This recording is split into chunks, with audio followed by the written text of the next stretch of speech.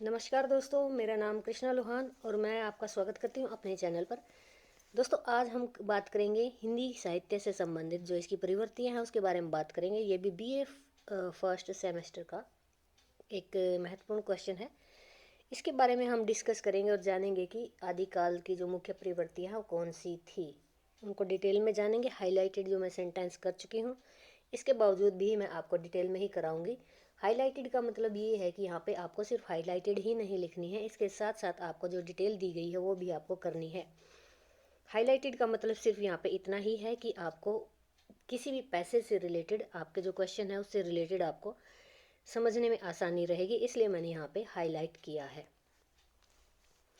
Question अगर आ जाता है 3-4 नंबर में तो आप हाईलाइटेड सेंटेंसेस को लिख सकते हो, आराम से लिख सकते हो। लेकिन अगर क्वेश्चन आ जाता है ऐसे टाइप तो आपको मैक्सिमम डिटेल उसमें डालनी है। किसके द्वारा डालनी है वो चीज़ें मैंने यहाँ सिर्फ हाईलाइट की है, ताकि आपको याद रहे कि इस पैसेज में, इस क्वेश्चन के इस पैसेज में, इस पॉइंट में ये चीज़ थी। चलिए अब बात करते हैं आदिकालीन हिंदी साहित्य की मुख्य प्रवृत्तियाँ या वीर गाथा काल के काव्य की विशेषताएं।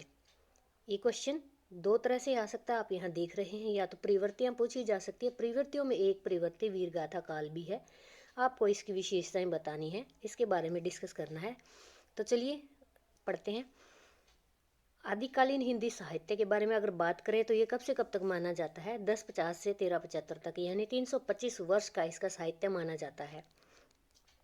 इस कालखंड में अनेक कवि थे, अनेक नाथ, अनेक सिद्धों ने अपने काव्य साहित्य की शुरुआत की थी, या श्री गणेश उसका किया था, आप किसी भी तरह चाहे लिख सकते हैं। आचार्य रामचंद्र शुक्ल ने, जो कि बताया जाता है कि उनका लिखा गया जो वर्गीकरण है आदिकालीन, वो कालजयी माना जाता है। क्यों माना जाता है? क्योंकि इन्होंने एग्जैक्ट उसकी पूर्णतया विशेषताएं बताई। हर तरह के जो विशेषताएं, जैसे सामाजिक थी, मैंने कराया था आपको, राजनीतिक थी, धार्मिक थी, साहित्यिक विशेषताएं उन्होंने बताई थी, उसके काल के अकॉर्डिंग ही बताई थी। तो इनका जो है कालजयी माना जाता है। तो इनके अकॉर्डिंग अब क्या बात है इसमें कि रामचंद्र शुक्ल ने इस काल में रासो काव्यों की अधिकता और उनमें वीरता की प्रमुख प्रवृत्ति देखी गई है। वीरता की प्रमुख प्रवृत्ति देखी गई है किसमें? देखी गई है रासो काव्यों में। इसी के आधार पर इसका नाम क्या रखा है? वीर गाथा। यानी अब जितने भी पहले के काव्य हुए थे सब में क्या था? वीरता। तो इसलिए एक प्रवृत्ति का नाम क्या माना गया है? वीर गाथा काल। यहाँ से आप याद कर सकते हो। ठीक, नेक्स्ट देखिए। लेकिन वर्तमान परिप्रेक्ष्य में, यानी कि आज के टाइम में, यह नाम जो है उचित प्रतीत नहीं होता है। जब हम हिंदी साहित्य के आदिकाल का व्यापक दृष्टिकोण से अध्ययन करते हैं तो हमारे सामने काल के साहित्य की निम्नलिखित विशेषताएं उभर कर सामने आती हैं। यानी कि क्या था, हम नहीं मानते कि उस टाइम सारे जो प्रवृत्ति क्या होती थी, वीरों के ऊपर होती थी, या इसको वीर गाथा काल का कहना उचित रहेगा, ये चीज़ हम नहीं मानते हैं। अब हम मानते हैं क्या की विशेषताएं जो अब उभर कर आ रही हैं वर्तमान समय के हिसाब से। पहली है ऐतिहासिक संदिग्धता, यानी इतिहास के बारे में शक होना, संदिग्ध होना, उसका सत्य होना, इसके बारे में संदिग्धता है, सस्पेंस है। ठीक है, अब इसको हम ऐसे समझेंगे। आदिकाल में विभिन्न कवियों ने जो साहित्य की रचना की है उनमें ज़्यादातर रचनाएं किसी न किसी प्रकार से इतिहास से संबंध रखती हैं। ठीक है, वो तो है ही बात, जनरली बात है। लेकिन ज़्यादातर उन रचनाओं में, जैसे पृथ्वीराज रासो, बीसलदाव रासो, कुमार रासो, परमाल रासो, हमीर रासो, जितनी भी रासो रासो हो रही है यहाँ पे सारी की सारी ये संदिग्ध मानी जाती हैं। संदिग्ध का मतलब यही है कि इनमें सत्यता की कमी है। ठीक है, इनमें से कोई भी जो रचना है घटनाओं की दृष्टि से, या समय की दृष्टि से, या भाषा की दृष्टि से, या पात्रों यानी कि कैरेक्टर्स की दृष्टि से संदिग्ध है, शक है हमें कि भी ये सत्य नहीं है। या फिर ये जो प्रचलित कहानियाँ हैं, प्रचलित जो कथाएं हैं, उनके द्वारा जो लोक प्रचलित कथाएं होती हैं जो सिर्फ मुँह जुबानी चलती आ रही हैं, वही माना जा रहा है, इनको ये सत्य नहीं है। ठीक है, आप यहाँ तक इसको समझिए। अब हम चलते हैं आगे इसकी सेकंड विशेषता पर। ये आपको समझ आई? क्या समझ आई? आदिकालीन हिंदी साहित्य 325 साल तक का था। 1050 से 1375, 50 से 75, 25 साल का है। ठीक है, और 10 और 13 में 3 का है, तो 325 से आप याद रख सकते हो इसको। फिर दूसरी इसमें बात क्या आती है, इसमें बहुत सारे कविनाथ सिद्ध थे। उन्होंने क्या कर दिया, उन्होंने क्या किया, अपना अपना साहित्य रचना रच दी। लेकिन उनमें जो रामचंद्र शुक्ल जो पैदा हुए हैं, उन्होंने क्या किया, कि सारे के सारे जो काल थे उनमें काव्यों की अधिकता को देखते हुए उनमें वीरता की प्रमुखता को डाल दिया और उसका नाम भी उन्होंने क्या रख दिया, वीर से वीरगाथा काल। यहाँ तक समझ आया। फिर है इसका फर्स्ट पॉइंट मैंने आपको कराया ऐतिहासिक संदिग्धता, यानी कि इतिहास की दृष्टि से हम इसको संदिग्ध मानते हैं, यानी कि हमें इसके ऊपर जो है विश्वास नहीं है कि ये चीज़ें ऐसे हुआ करती थी। यानी कि जितनी भी ये रचनाएं लिखी गई रासो रासो रासो, या आप इनको याद रख लेना, ठीक है। पृथ्वी से 20, 20 से कुमान, कुमान से परमाल, परमाल से हमीर, ठीक है। ये इनके पीछे रासो लगाना है आपने सिर्फ, ठीक है। ये किसी भी दृष्टि से हम इनको उपयुक्त नहीं मानते हैं, ये आप चीज़ इसमें लिख सकते हो, ठीक है। चलिए अब नेक्स्ट पे चलते हैं।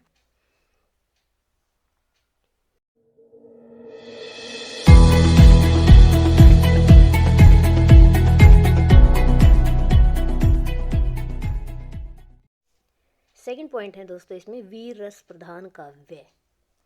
आदिकालीन रासो काव्य की सबसे मुख्य विशेषता क्या थी कि वीर रस प्रधान थी। वीर रस तो अपने आप ही होनी है, वीर गाथा काल है तो वीर से ही संबंधित बातें होंगी, वीरता का इसमें वर्णन पाया जाएगा। इस काल में क्योंकि भारत के विभिन्न राज्यों पर विदेशी आक्रमणों के आक्रमण होने लगे थे, सिंपल है, और इसी आक्रमणता के कारण यहाँ पे लूटपाट होती थी। अब जो यहाँ के जो राजा थे वो भी क्या चाहते थे कि हम अपना राज्य को स्थापित करें, राज्य को, साम्राज्य को बढ़ाएं। तो इसके इस युग के जितने भी कवि थे उन्होंने क्या किया, अपने राजा की, प्रजा की जोश उत्पन्न करने के लिए बहुत सारी वीर रस प्रधान काव्य रचनाएं कर डाली। यही हमारे पॉइंट का नाम है। पृथ्वीराज रासो ने चंद्रबरदाई पृथ्वी की गोरी का वध करने के लिए, यानी कि इन्होंने एक डायलॉग मारा, किसने, चंद्रबरदाई ने, किसको उकसाने के लिए, इसको पृथ्वीराज को। किसके लिए उकसाया इन्होंने, गोरी का, मोहम्मद गोरी का वध करने के लिए उकसाया। क्या कहा, 4 बांस 24 गज, 8 अंगुल प्रमाण, यानी इन्होंने पैमाना बता दिया। तख्त पर सुल्तान है मत चूको चौहान, बिल्कुल एग्जैक्ट इन्होंने पैमाना बता दिया कि वही इतने इतने दूरी पर वो बैठा हुआ है। 8 उंगलियों का प्रमाण भी दे दिया, 4 बांस और 24 क्या गज की दूरी बताई है कि जाओ और उस पर टूट पड़ो और उसको मार डालो। किसने कहा, चंद्रबरदाई ने। किसको कहा, पृथ्वीराज को। किसको मारने के लिए, गोरी को, ठीक है। लेकिन ऐसा नहीं है कि इस काल के काव्यों में अन्य रसों की कमी है, यानी वीर रस के अलावा इसमें और भी इसमें रस पाए जाते हैं। श्रृंगार रस भी है, संदेश रासक, बिसल देव रासो, पृथ्वीराज रासो आदि ऐसे जो इसमें ग्रंथ या काव्य हैं जिनमें दोनों पक्षों का व्यापक चित्रण हुआ। दोनों पक्ष कौन से, वीर रस और दूसरा श्रृंगार रस। इसके अलावा साहित्य में नवरसों का भी प्रयोग हुआ है। जैसे कि आप जानते हैं आपके रस वैसे तो बहुत सारी संख्या में होते हैं, 12 के आसपास काउंटिंग होती है इनकी मान्यता, लेकिन नहीं 8-9 की ही होती है।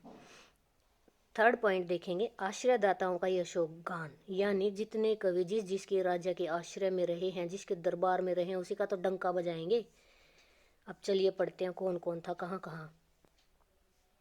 इस काल का जो लगभग प्रत्येक कवि था दरबारी कवि कहलाता था, क्योंकि वो जिस दरबार में जिस राजा सामंत के अंडर वो काम करता था, या उसको आकर्षित करने के लिए, उसको लुभाने के लिए राजा की युद्ध वीरता, धर्म वीरता, दान वीरता, कर्म वीरता, ओ माय गॉड, श्रृंगार वीरता, इन सब को बढ़ा चढ़ा कर लिखता था। यानी बड़ा अतिशयोक्ति क्या होता है, बढ़ा चढ़ा कर लिखना।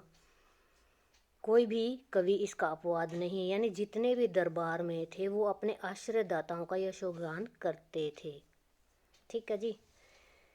राष्ट्रीयता का अभाव, अब इसमें राष्ट्रीयता का अभाव देखते हैं कैसे। हिंदी साहित्य का आदिकाल वह कालखंड है जिसमें संपूर्ण भारत विभिन्न रियासतों में बटा हुआ था। राष्ट्रीयता का अभाव यहीं से पता लग जाता है, पूरे देश में यानी अंदर ही अंदर रियासतों में बटा हुआ था। 50-50 गाँव को मिलकर सब अपने अपने राज्य बना के बैठे थे। इसमें अपने अपने स्वार्थों के कारण वो क्या करते थे, लड़ते रहते थे। और जो भी इनके आश्रित कवि थे अपने अपने राजा की प्रशंसा में बढ़ा चढ़ाकर क्या थे, कूप मंडूक होने का, यानी कुएं के मेंढक होने का परिचय देते थे। यानी इस टाइम के कवियों को क्या बोला जाता है, कुएं के मेंढक, जो टर टर भी करेंगे तो अपने राजा के लिए करेंगे। वहीं उन्होंने जयचंद जैसे राजद्रोही राजा की भी प्रशंसा कर डाली। जैसे कि आप जानते पृथ्वीराज का जो राज्य हथियाया गया है, उनका वध हुआ था, किस वजह से हुआ था, जयचंद के धोखे के कारण हुआ था। लेकिन कवियों ने तो उसकी भी प्रशंसा कर डाली। इन कवियों ने अपनी ही रियासती राष्ट्र, यानी कि इन कवियों के लिए ये राष्ट्र किसको मानते थे? जो अपने राजा के अंडर रहते थे। यानी इनका जो राष्ट्र मानते थे, किसको मानते थे? ये अपने ही राजा की राजधानी को मानते थे। ठीक है। इनके लिए अखंड भारत सत्ता का कोई मतलब नहीं था। कुएं के मेंढक इसको इनको इसलिए तो कहा गया है, यानी जो कुएं में रहते हैं वही तो इनका राष्ट्र है। इनको भारत से कोई मतलब नहीं है। जिस रियासत में जिस राजा के अंडर है वही अपनी टर करेंगे। नेक्स्ट है दोस्तों काव्य रूप, यानी अब इनका बढ़ाने चढ़ाने का क्या काम था? बढ़ाते चढ़ाते थे, अपने राजाओं की जो तारीफें करते थे। किस काव्य के बेस पर करते थे? यानी लेते क्या थे अपने काव्य में वो? अब देख लेते हैं। काव्य उनका जो है प्रबंध और मुक्तक होता था। मुक्तक और प्रबंध एक ही चीज़ मानी जाती है, जिसमें छंद, जैसे छंद है, रस है, इन चीज़ों का ज़्यादा ध्यान नहीं रखते हैं, सिर्फ मुक्त रूप से उसको लिखते रहते हैं। इस युग की ज़्यादातर रचनाएं प्रबंध काव्य ही हैं। यानी पृथ्वीराज रासो, कुमान रासो, बिसल रासो, तीन तो आपको अच्छे से याद करनी है। संदेश रासक खंड काव्य है, ये खंड काव्य है, ये मुक्तक काव्य है। ठीक है, ये तीन की तीन तो क्या है? महाकाव्य माने गए हैं। संदेश रासक जो है खंड काव्य है, छोटा बोल लीजिए आप उसको। हालांकि विद्यापति और अमीर खुसरो का काव्य मुक्तक और गीति काव्य के रूप में हमारे सामने आता है। ये गीत की तरह लिखा जाता है, गीत की तरह गाया जाता है, लेकिन गीत नहीं होता। मुक्तक काव्य मैंने आपको बताया जिसमें छंद, रस, अलंकारों का ध्यान नहीं रखा जाता, सिर्फ मतलब ये अपनी जो फीलिंग्स उड़ेलनी होती हैं उसमें किसी व्याकरण या इन चीज़ों का ध्यान नहीं रखते हैं। लेकिन इस युग में साहित्य केवल काव्य के रूप में ही मिलता है। जैसे कि आप जानते हैं महाभारत, रामायण जितनी भी काव्य के रूप में ही हमें मिली हैं, उसमें कोई ऐसे गद्य वगैरह नहीं है। गद्य साहित्य आप यहाँ देख सकते हैं, इसमें था ही नहीं। ठीक है, 1-1.5 लाख के आसपास श्लोक मिलते हैं महाभारत में। दुनिया का सबसे लंबा महाकाव्य महाभारत माना जाता है। 6 देख लीजिए, वस्तु वर्णन। अब ये तो थे, उन्होंने काव्य ले लिया। अब काव्य किस वस्तु के ऊपर लेते थे वो? इससे अभिप्राय है कि कथानक यानी कि टाइटल को अच्छा बनाने के लिए वस्तु दृश्यों का वर्णन होता था। ठीक है, इस काल का प्राय प्रत्येक कवि वस्तु वर्णन करने के दक्ष में है, यानी कि वो बिल्कुल पारंगत था वस्तु वर्णन करने के लिए। प्राय सभी कवियों ने अपने काव्य में नगर, वन, पर्वत, प्रकृति, युद्ध मैदान, राजा, रण सज्जा, विवाह, नक्षिक से मतलब होता है नाखून से लेकर सिर तक, और जल केली, आखेट आदि सभी मतलब जो है इनका उत्कृष्ट उन्होंने वर्णन किया है। यानी कि ये टाइटल में लिए हैं उन्होंने, वस्तु वर्णन इसी को बोलते हैं। फिर है धार्मिक और लौकिक साहित्य, यानी उनके काव्य में और क्या चीज़ें ऐड की गई है? वीर रस। ऐसा नहीं है कि वीर रस में ही काव्य लिखे जाते थे। इस काल में विभिन्न कवियों ने धार्मिक लौकिक साहित्य को भी बहुत भारी मात्रा में लिखा है। जैसे कि जैनों, सिद्धों, नाथों ने इस काल में विभिन्न पौराणिक आख्यानों के आधार पर पद्मचर्यु, भविष्यत है, भरत बाहुबली रास, इनकी रचना की। ये सारे के सारे क्या थे? धार्मिक साहित्य। ठीक है, ऐसे ही अब्दुल रहमान ने संदेश रासक, विद्यापति की पदावली, खुसरो का काव्य है जो लौकिक साहित्य की छटा बिखेरता है। यानी धार्मिक और इसमें लौकिक साहित्य की भरमार देखी जा सकती है। अब इनकी भाषा कैसी थी? भाषा इनकी थी अपभ्रंश, जिसे हिंदी का उद्गम हुआ है। काव्य की इनकी मुख्य जो भाषा थी डिंगल और पिंगल थी। आप ये क्यूट नाम भी याद रख सकते हो, डिंगल और पिंगल इनकी भाषा। वीर रस के समय कवियों की भाषा डिंगल और श्रृंगार रस के समय पिंगल होती थी। यानी वीर रस लिखते हुए, जब वे वीर रस से कुछ लिखते थे तो डिंगल में लिखते थे, और श्रृंगार रस में लिखते थे तो पिंगल में लिखते थे। ये भी अच्छी चीज़ है याद करने के लिए। इस काल में संस्कृत के तत्सम शब्दों के साथ तद्भव, अरबी, फारसी, ये सारे शब्दों का यहाँ पर प्रयोग होता था। आप ऐड कर सकते हो, कोई भी 2-4 याद कर लीजिए। कवियों ने अपने काव्य के वीर रस प्रधान होने के कारण ओज गुण का प्रयोग किया है। उनके काव्य में अभिधा, लक्षणा, व्यंजना शक्ति देखी जा सकती है। अब आप कहेंगे कि अभिधा, लक्षणा और व्यंजना कौन सी होती है? अभिधा, लक्षणा और व्यंजना में फर्स्ट हमारी है अभिधा। अगर इसके बारे में मैं अलग से आपके लिए वीडियो बनाऊंगी, छोटी सी वीडियो बनाऊंगी, आप वहाँ इसको ज़रूर समझिएगा, बहुत आसान और बहुत इंटरेस्टिंग भी बनेगी। ठीक है, चलिए नेक्स्ट। इनकी शैली मुख्यतः क्या होती थी? भावनात्मक, चित्रात्मक, ओजस्वी। अब फीलिंग को छेड़ेंगे नहीं, चित्रों के द्वारा दिखाएंगे नहीं, ओजस्वी बनाएंगे नहीं, तो राजाओं की प्रशंसा कैसे होगी? ये चीज़ आप इसमें ऐड कर सकते हो। बहुत ही अच्छे तरीके से याद कर लीजिएगा इसको। नेक्स्ट देखिए, अब छंद का यूज इसमें देख लीजिए। छंद कौन से यूज कर दो? छंद में आप ज़्यादा लिखने की आपको आवश्यकता नहीं है। जो अच्छे लगते हैं, शक्ल जिनकी आपको अच्छी लगती है, उन्हीं को उठा के इसमें उड़ेल दीजिए। दोहा, कुंडलियाँ, ऊ लाला हो जाएगा आपको याद। छप्पे छई हो जाएगा याद। ये हैं।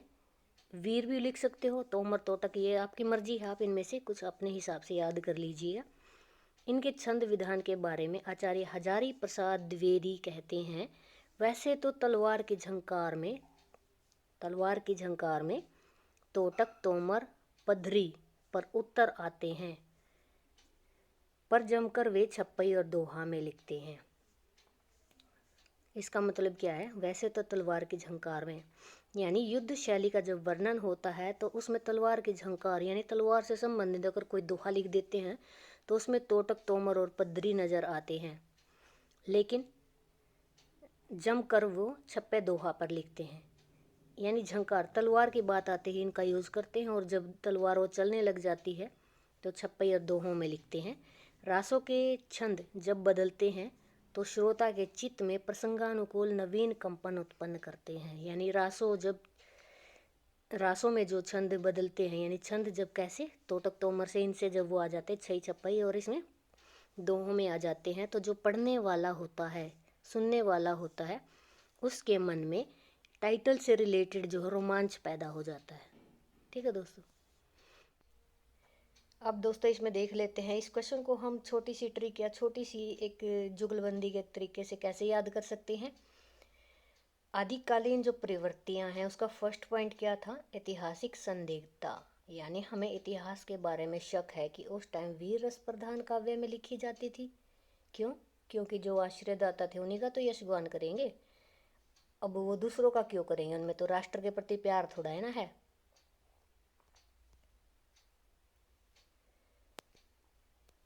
फिर आगे, अब वो अपने काव्य को क्या देते थे? अपने राज्य की वस्तुएं उठाते थे, अपने राज्य का धर्म, लौकिक साहित्य दिखाते थे, अपनी भाषा में वो राज्य से संबंधित भाषा का उसमें प्रयोग करते थे।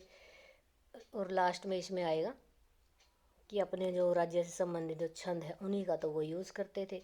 यानी जितनी भी उनकी वस्तु वर्णन होता था, धार्मिक लौकिक साहित्य के बारे में लिखना होता था, भाषा, उनकी भाषा में छंद, सारे के सारे वो क्या करते थे? अपने राजा के लिए लिखते थे, यानी आश्रयदाता के लिए लिखते थे। राष्ट्रीयता का अभाव था, उन्हें कोई